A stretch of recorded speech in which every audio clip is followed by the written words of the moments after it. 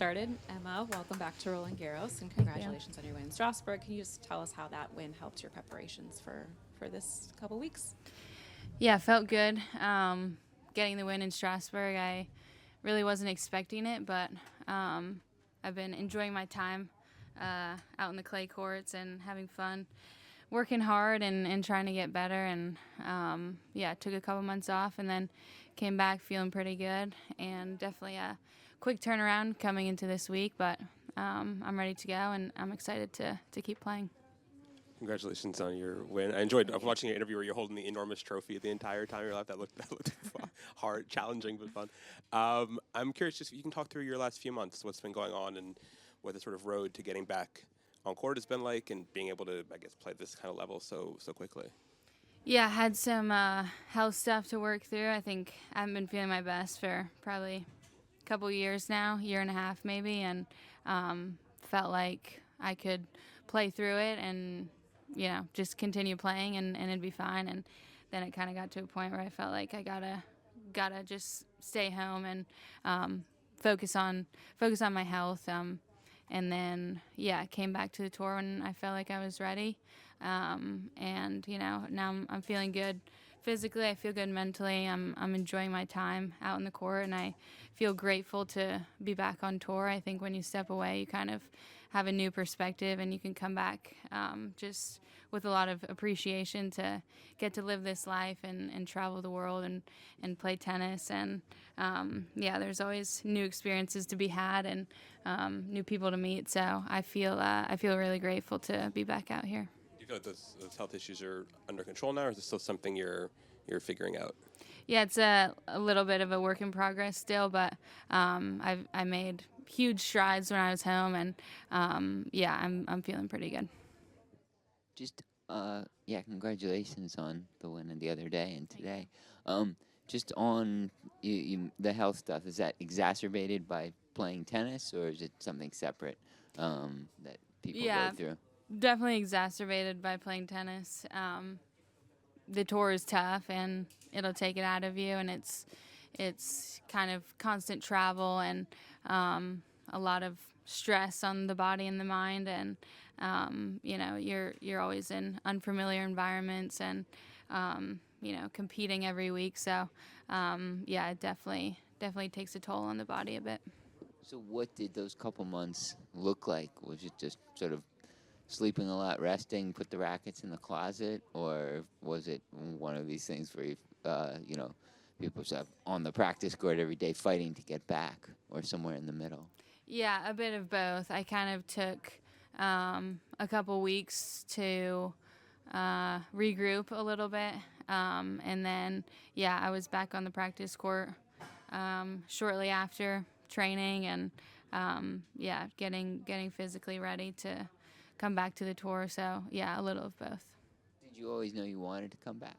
Like, was it definitely like, I'm absolutely going to do this? Yeah, I knew I wanted to come back. I think I have more that I want to get out of tennis that I haven't gotten out of it yet, and I think there's more exciting things in the future for me.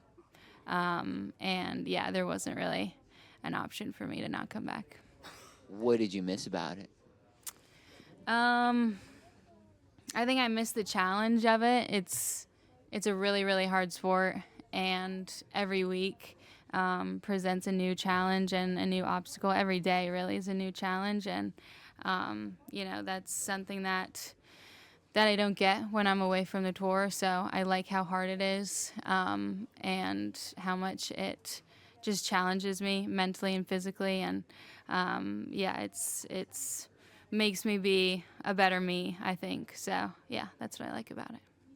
How do you sort of, going forward, manage your schedule and workload and stress load to the extent you can control that, to try to keep things in good place for you mentally and then, I guess, therefore physically? I think just trying not to run myself into the ground. I think there was a couple years ago, where I played like almost 100 matches maybe in a year, and maybe at that time that was what I needed to do, and I could do that. But I think I've sort of learned, like, can't do that every year. You know, it gets to a point where you have to manage yourself a little bit better and, you know, try to manage your schedule to the best of your ability. That being said, I do like playing a lot of matches and competing a lot of weeks. So I think just learning to find the balance between competing but also kind of managing my energy and, just managing myself.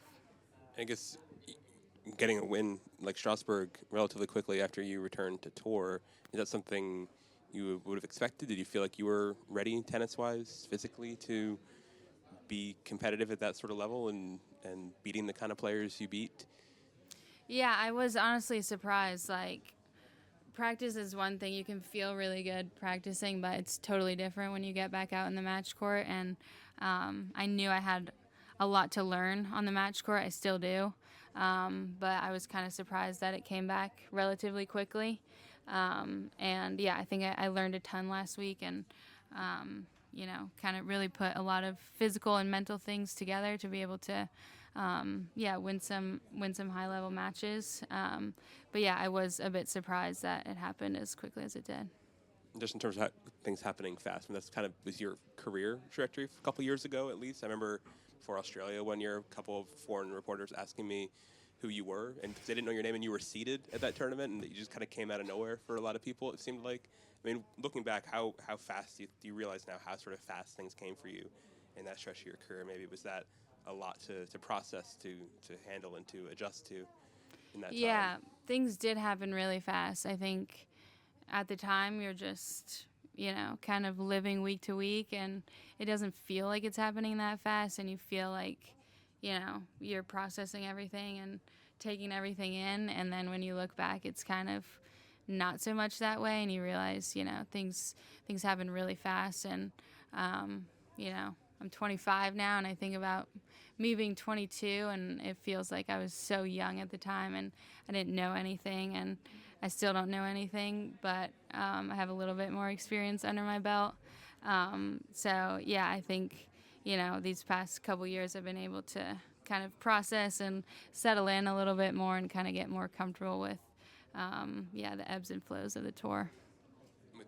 With what you proved to yourself and others in Strasbourg, does it change at all your motivation or goal setting for the short-term future here? I think I have high standards for myself, but I'm not, you know, putting too much pressure on myself to, you know, make a deep run. I'm not really thinking that far ahead. You know, I have a tough challenge in the first round and haven't even looked at the draw past that. So I'll be focusing on that and just taking it one match at a time and seeing what happens. Other than the sort of scheduling aspect of it all, which I guess is sort of a function of how much any player wins as well, are there specific changes that you've made in terms of like, okay, this time when I go back, I'm going to either practice do a little less volume with training or the gym, or make sure to get some downtime even if I'm on the road, and, you know, go for walks, things like that. Any specific changes that you've been doing the last couple weeks since you've been back out, or even before, that you think are making a big difference? Yeah, a little bit. I think not always just doing what I think I'm supposed to be doing, but doing what I feel is best for me on a given day in terms of how much I practice, how much I'm in the gym, what I do outside of practice.